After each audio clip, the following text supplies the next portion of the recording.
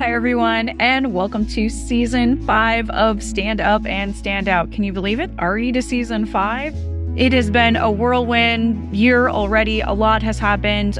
You guys know after listening to Season 4 that I just launched Chameleon Mindset, my new book about how to embrace change and build mental resilience to transform your life and career. Lots more information obviously coming on Chameleon Mindset. We'll have the new online course coming soon. We've been doing lots of webinars, and I'll be on the road for the book tour. So hopefully I'll get to catch up together soon. Because why not just do another one? I have another book that just came out, The Great LeadHERship Awakening. In this book, I collaborated with 20 other amazing women. Each of them contributed a chapter talking about when their leadership was awakened and part of their transformation, maybe over the pandemic or maybe over a longer period of time, really stepping into their power and showing what it means to truly be a leader. Hello, everyone, and welcome back to Season 5 of Stand Up and Stand Out. We have another amazing guest, one of the authors of The Great LeadHERship Awakening, Mary Gregory. Thank you so much for joining us today on the show. Oh, thank you for having me. This is super exciting. Great meeting you, and thanks for the invite to the podcast. Yeah, it was great. We got to actually connect in person during the launch, which was fantastic. Luckily for Mary, her travel was just up the 405. I had to take a plane, but it was great. We could have had a little bit better weather, but... Well, I always find that rain is really lucky. So as it was raining for this event, I was like, oh, that's a good sign. That's a good sign. I like it. I like that twist on it. We used to so rarely get rain here in Southern California that anytime it rains, I'm like, oh, this is a blessing. But we've been getting definitely our share. Well, if you guys have picked up your copy of The Great LeadHERship Awakening, you'll find Mary's chapter. It's number 12, Finding Your Resiliency Superpowers. Spoiler alert, it begins with forgiveness. And you guys know that she's talking about resiliency, that her and I are going to have a lot in common. Absolutely. And we both love chameleons. So that's also another way we're connected. Even more. We're just racking them all up. So, Mary, why don't you, as we get started, just tell the audience a little bit about yourself and what inspired you to, contribute to a chapter in this book. So my name is Mary Gregory, and I became an author 5 years ago when I published my first memoir, or my only memoir so far, called Travel Through Aqua, Green, and Blue. Who knows? I may write another one and be like Mary Carr and just publish one every couple of years. But yeah, I met Kaylee during that time when I was going to publish, and she was doing a multi-author book during the pandemic that was like leading through the pandemic. And she had reached out to me to participate. And I said, I love your business model and what you're going to do, but I'm about ready to publish my book. And I don't think I can be part of another multi-author book. Never been part of something like this before. And now having gone to the other side and like contributing my chapter, working with all of these amazing female leaders and business women and entrepreneurs, I'm like, wow, that was a lot, but it was so rewarding to be on it. And I just felt like I was in a great place to participate in December of last year when she was recruiting folks for this book. And I was like, oh yeah, I definitely have something to say. I don't have a book that I'm ready to promote and publish at the moment, so sign me up. And yeah, I'm really happy I participated. Oh, I am too. I really think it was just such a great group of people that came together. And like you said, very different people, different walks of life, different ages, different backgrounds, different experiences, but also so many similarities. As you read each one, you can see that we're also still walking a similar path because we're women, because, we play, similar roles throughout society, and just have similar experiences. So it's great to just kind of compare and contrast all the different ways that all these wonderful women came together. Yes. Who rules the world, right? Girls do. I love Raquel's chapter. She kicks off the book in such an amazing and impactful way. And just reading everyone's chapters, yours included, it's like, oh, we've got a strong message for women and men who want to get insights into the experiences that we've had so they can better understand how we're showing up to work and some of the challenges that we might face that are unique to us, living in the society that we live in, and having to overcome certain barriers to entry. And that's what I really love about your chapter too. You talk about knowing what your unique resiliency superpowers are and how it gives you confidence when you face your next challenge. And that can be true of men, women, all different walks of life. So maybe share a little bit about your chapter and, again, some of the inspiration there. A lot of the inspiration comes from what I considered were failures in my entrepreneurial dealings as an adult, and not really understanding that all of those failures were stepping stones to a successful leadership career, which is what I have now, working in a live entertainment company in information technology, being the only woman that reports to us, our CIO. And that's been the case now for about 4 years. And we're a global company, so I've been lucky to have female leaders that I can look to in the global side of our business. But when I came into corporate America, I was coming out of just 4 years of running my own business, going through the Great Recession, having a company in the mortgage industry, pivoting and creating a software company during that time, getting featured in Entrepreneur magazine, and still failing. Technically, my business failed, but honestly, I learned a lot from that experience, and I learned my resiliency superpowers, and I was able to, it enabled me to pivot in work. Like every day we're facing global challenges. We're trying to deliver the best in class software to the company, trying to support concerts and the venue experience. These are just big challenges that are bigger than me. But because I learned to work with folks who have expertise in IT when I had that software company as an entrepreneur, I walked right into a corporate career with unfortunately, a lot of baggage that I was bringing in because I felt like I wasn't meant to be there or ready to be there. But also like all of these like hidden superpowers that I didn't know that I had that would develop as I believed in myself. And so when I experienced workplace bullying, pretty much like in my first year in corporate America, it really shocked my system because I realized, whoa, I honestly have a lot of baggage that's even before my career getting out of college. It's like how I was raised and like growing up in poverty, growing up with a parent with untreated mental illness, and also being displaced as a young person. So I was born in Nashville, Tennessee. And then when my father came out of the closet in 1985, my mother divorced him. And within a year, she took my brother, sister, and I away from Nashville. And we wouldn't see our family for 13 years. I wouldn't see my dad again for that amount of time. So that entire time, I grew up under the poverty line. I was bringing that with me to all of my experiences. And when I experienced this workplace bullying, that's when I realized, oh, I need to go on a personal transformation journey. I truly do need to let this go. I need to forgive myself for the choices that I made with the choices that were available to me at the time, and that's where I started going to therapy and writing my memoir and just changing a lot of things about my day-to-day that now led me to, a role in leadership. I absolutely love it. And, a lot of people that follow the podcast, they're in some sort of life transition as well. Some people are like me, where they started in the corporate side and then, pandemic happened and they had this mind shift of, well, I want to try entrepreneurship.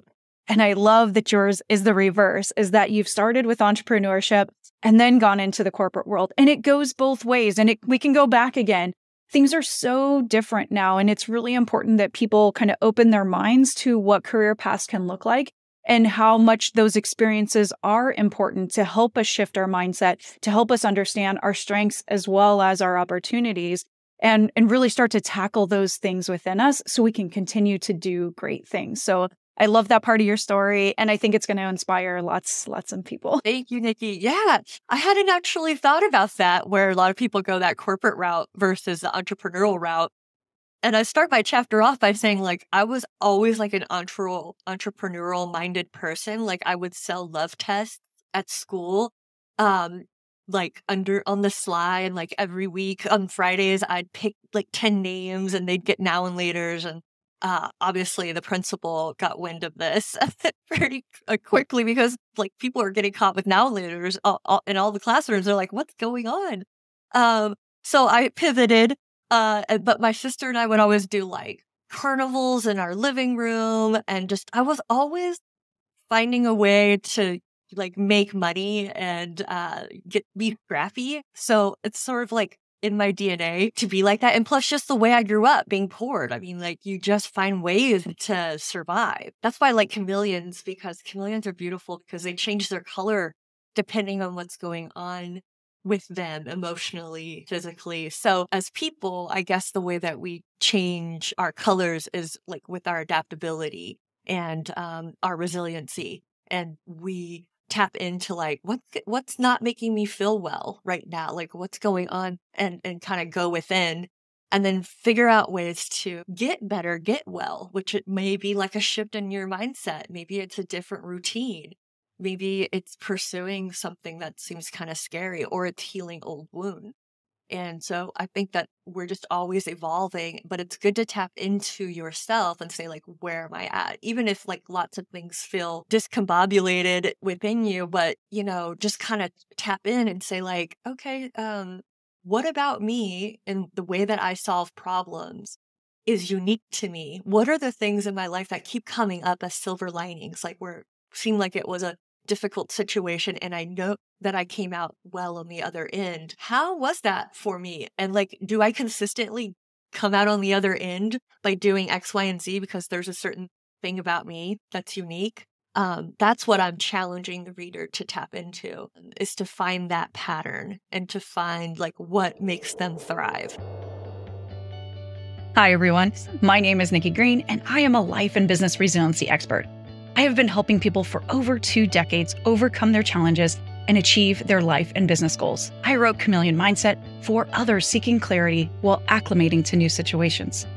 This entertaining yet research-based guide to transitions will open your mind to unique strategies for finding purpose and achieving your goals. Through my new book, you will create the happy life you desire with 5 philosophies for change, beginning with C for creative adaptability. Move from resistance to resilience by assessing and adjusting your risk tolerance. The practical lessons in Chameleon Mindset will help you shift your mindset, sharpen your skill set, and overcome the things holding you back from dealing with change.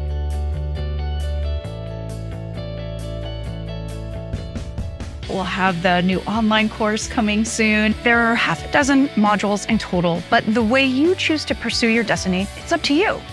Each module can be done independently or repeated as necessary to tackle new obstacles and new goals in your life. And you can earn extra chameleon coins for uncovering them. What are chameleon coins, you might ask? These are reward XP that you can earn to purchase additional Chameleon Mindset benefits as you progress through the course. You can get swag, group coaching, one-on-one coaching, exclusive event tickets, and networking opportunities.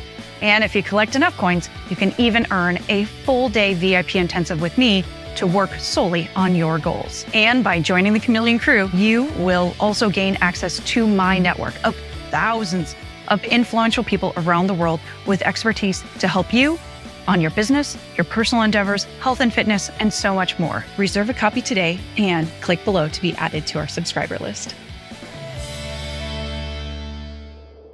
I love it. And it is so important. It really is a lot of times a change of mindset. And like you said, silver lining. I love that phrase because it does make us think, you know, it's like, okay, yeah, maybe it's raining. Rain is good luck, right? It's always flipping that way that you're thinking about it. Like it's very easy to think anything, even the most positive thing in the world. Oh, you're getting a new job, you're getting a raise, you're getting now I'm just going to have to pay more taxes, right? Like anything positive. If you want to, you can make it negative, but it's also like, let's keep as many positive things, even when some, you know, sidesteps and, you know, things happen that before people would call them failures. But look at now. Every company fails. Everybody has a problem at some point. Look at the banks right now. They're causing problems because they didn't do some of the things they were supposed to do. And so just thinking like, oh, it's just a small business. No, every business has these problems. It's what do you do now? What do you do next? How do you course correct? Or how do you use that experience and do the next thing? And that is what you have done time and time again. And it's continually fascinating. I love it. Thank you. Thank you. Yeah. And I kind of feel like we don't maybe talk about it as much, or we're not collectively rah-rahing our successes internally. Like, I think it's easier to rah-rah the success of others because we're just used to receiving external validation, you know? And what I posit in my chapter is like, is when you're down on other people, when that does happen, is it because you're down on yourself and you're seeing the flaws in yourself that you see in others? And it's so much easier to be outwardly critical of others because like we're inwardly critical of ourselves. And if we just flip that and are able to change the dialogue within ourselves, like how will that reflect out to other people? And how can that build in our society? Like if we do recognize that not only talking about the internal transformation, but feeling it and giving others grace for being in that same situation you're in, like how much more could we empower each other and then feed off of each other and connect and network with each other to support each other. So I know it's like kind of woo-woo, but at the same time, I feel like I bring that to my leadership style and the people I work with. I'm like, you guys are all leaders.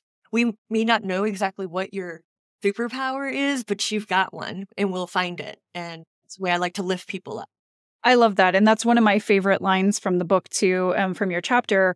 You wrote, I believe it's because as we get older and as we transition away from receiving outward affirmations from others, you know, your teacher, your parents are constantly telling you, hey, good job at this and that and the other thing, school. But we're not properly prepared for the positive affirmations needed from within, that we have to start becoming our own cheerleader.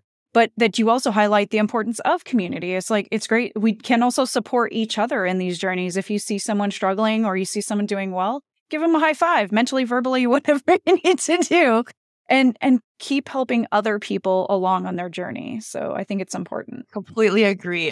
Sometimes we're like, maybe that's the ego. We might feel a little competitive with someone. Again, that's probably just an internal issue, right? Like if you're feeling competitive or you're just like, I can't give this person like kudos. Like, why? You know, like, what is it? And that is a moment to like reflect on it. Cause I feel like, you know, when we have things that churn around in our minds, like coulda, shouldas and things like that, it's actually a great opportunity to let it go. The Untethered Soul, like if you've read that, I totally recommend that book because he's all about like, when it comes up, don't run away from it. Like lean in and be like, oh man, that thing that they said to me really hurt my feelings. Let me just forgive that situation. I'll forgive myself for how I reacted, or if I thought something negative, I'll let that go and then let that out of your heart. And that just kind of leaves open more space for positive things to come in. So it really rewired the way I think about how I'm going to analyze some negative emotion. I'm going to let it come up and I'm going to start forgiving myself and others for it. And man, I've been doing that now for a couple of months and it's really worked for me. So, and I've been doing on a personal transformation journey for like 10 years. And this is I was listening to Will Smith's memoir before the incident, actually. And and it was so ironic because like when the incident happened, I totally knew that was unresolved trauma, childhood trauma, because he always felt like he was a failure. And he talked about that in great lengths in his book. And I was like, oh man, he had a trauma response, most likely. He didn't know how to calm his nervous system. He obviously took actions which had serious consequences. But yeah, I see that now in others, and the more I've learned about somatic release, and how to calm the nervous system, even while a traumatic event is happening. Like I'm holding right here because this is like a pressure point. And if I'm talking about something difficult, if you hold that, I'm telling my nervous system, all is well. And my parasympathetic nervous system is activated. So I can talk about it and not get re-triggered. And I think that's one thing I also want to announce. It's like I am working on a book called Forgiveness Deficient, kind of digging into our society and why it's so difficult for us to forgive. But I also when I've learned about somatic release in this last year, I realized I had to be more socially responsible with the book and give people the technique, the really like actionable things that they can do, like holding pressure points, like the, totally so healthy. But like, I don't want people to bring up and search for the silver linings without recognizing that we all have trauma responses. And so I think you can do both, is learn to manage both. Yeah, it's important. I'm excited for that. Well, we got to stay posted, and once that one's ready, then you come back on the show. That's another piece that we kind of have in common is, I experienced bullying not only as a child, but also in my corporate career. And I actually volunteer with an organization called the Human Library, where the people are books and then readers come. And so it opens up dialogue so you can have conversation. And my topic is victim of bullying. And I talk about how important it is to use the words. People, when I say, oh, you were bullied in the office, I was bullied by this manager, peer, whatever this thing happened. People, oh, it's not bullying when it's at work. It's like, if you took that same behavior and you described two, 7-year-olds on the playground, you would call it bullying. But all of a sudden we're adults and we should know better, but we're allowed to do it. Like, you're telling me the wrong message, and we're definitely telling our society the wrong message. And I think it's important that we use a word like bullying that is so descriptive and strong, that is commonly said, no, this is bad. You don't do this, right? And adapt it to adults, right? And especially in these kind of professional settings. When you hear about someone being bullied at work, like you hear some behavior that just isn't right, and you know that someone is emotionally getting damaged from that, like, speak up. Because some people are afraid to lose their job, or whatever reason, they don't like confrontation, but they know they're being treated badly. I just think like a lot of times we have people that know something is going on, and they just don't want to speak up on behalf of someone else because they know that person would feel perhaps put out by being called out, right? But I do think that, again, a workplace bullier is coming from some trauma in their life. Like, there's just no way that you're a bully by nature. Like, that's just like what's going on in your life where you feel that you're less than, so you have to make other people less than. Again, obviously, that's someone's own personal effort that they would need to do in order to discover it. But when we see people getting hurt in a corporate environment, I'd like to see more people speak up. Absolutely. And I hope this is one of those great crossovers, right? Is as entrepreneurs, I think there's many working in this space right now. And we've left corporate environments because of some of it. And I would love to see more people take your path of learning that first. And as you go into the corporate environment, like bringing that knowledge and compassion back into that space, and really creating a new future so that young people do want to go into the office. They feel it's a safe space, and that we can really be productive and collaborative together. Yeah, I'm all about nirvana, like utopia. Like, let's get there. Let's support each other. Let's, like you said, create safe environments for people to work. I mean, gosh, we spend so much of our time in the workplace, if you're in corporate America, or even just on your own and navigating the stresses of work. So on top of that, when you have just someone making it difficult, it is an opportunity for them to change. My workplace bully ended up being my biggest advocate. He truly was like, okay, you called me out, which I did, which I got some help from someone I worked with who said, hey, this is what you need to do. You need to tell them it's unacceptable. And I did it. And he apologized, and he's been following my career. And every time he sees me, he just tears up. He's like, I'm just so proud of you. And I'm like, I'm proud that you changed too. Like, that's good. I think people can change. But they just need to, what is that? They need to be kind of like shocked out of their system in a way. Like I was with his behavior. I was shocked out of my system, and I went on this great personal development journey. He was shocked out of his system. Like, he had eventually ended up stopping drinking and doing all these things that he felt were bad habits. And yeah, I was proud of him for changing. So there is opportunity there to show each other, teach each other, have grace for each other for the challenges that we're experiencing in life. Yeah, I love it. And I just see so many other wonderful things coming your way. Time flies when we're having fun here. I can't believe it. I could talk to you probably all day. I'm gonna have to come to visit you in SoCal again, and we'll hang out on a beach and get to know each other better. So folks, if you haven't picked it up yet, The Great LeadHERship Awakening is available on Amazon. And also you can pick up Mary's debut novel, Travels Through Aqua, Green, and Blue, a memoir. It won Best First Line in Book Life, a Publisher Weekly company. So either one, grab them both, read them, and tell us how you love them. And Mary, why don't you let folks know how they can reach out to you if they'd like to learn more about you and your story and collaborate with you on maybe some positive work environment? So that'd be awesome. I mean, email me anytime, info@maryegregory.com. Join my mailing list.